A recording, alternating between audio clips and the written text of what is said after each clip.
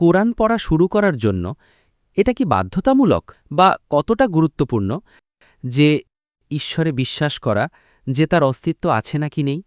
পড়া শুরু করার জন্য এটা কতটা গুরুত্বপূর্ণ? কোনো কিছুই বাধ্যতামূলক নয়। কোরআন পড়ার জন্য আপনার কোরআন পড়ার একটা ইচ্ছা থাকা উচিত। এটা বাধ্যতামূলক নয় যে কোরআন পড়ার জন্য আপনাকে ঈশ্বরে বিশ্বাস করতে হবে এবং তারপর কোরআন পড়তে হবে। আপনি যদি ঈশ্বরে বিশ্বাস নাও করেন তবুও পড়ুন, ইনশাআল্লাহ আপনি বিশ্বাস করা শুরু করবেন।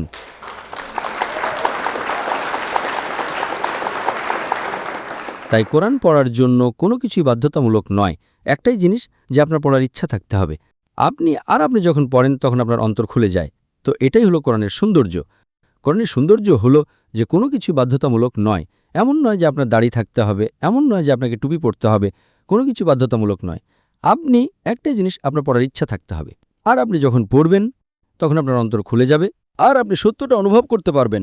যদি আপনি এতে বিশ্বাস করেন তাহলে আপনি এটা গ্রহণ করবেন। একবার আপনি এটা গ্রহণ করলে তারপর আপনি এটার সাথে একমত হবেন। একবার আপনি একমত হলে তারপর আপনি এই নির্দেশনা অনুসরণ করবেন। কারণ যখন আপনি বিশ্বাস করা শুরু করবেন তখন আপনি তা অনুসরণ করা শুরু করবেন। যদি আপনি যা পড়েন তাতে বিশ্বাস করেন, যেমন আপনি অঙ্কে বিশ্বাস করেন যে 2+2=4, তারপর আপনি এটার সাথে একমত হন এবং এটা বিশ্বাস করা শুরু করেন এবং তারপর এটা চর্চা করেন। তো কোরআনও একই জিনিস। যখন আপনি কোরআন পড়েন এটা মন খুলে দেয় এবং আপনি সত্য এবং বাস্তবতা সম্পর্কে জানতে পারেন, যা অন্য যে কোনো বইয়ের মতো নয়, যা মানুষ দ্বারা লেখা একটা গল্পের বইয়ের মতো। তো এটাই হলো কোরআনের সৌন্দর্য। এটা পৃথিবীর সবচেয়ে ইতিবাচক একটা বই। এটা মানবতার জন্য একটা ঘোষণা, এটা দয়া আর জ্ঞানের একটা উৎস। এটা উদাসীনদের জন্য একটা সতর্কবাণী, এটা পথভ্রষ্টদের জন্য একটা পথ নির্দেশিকা।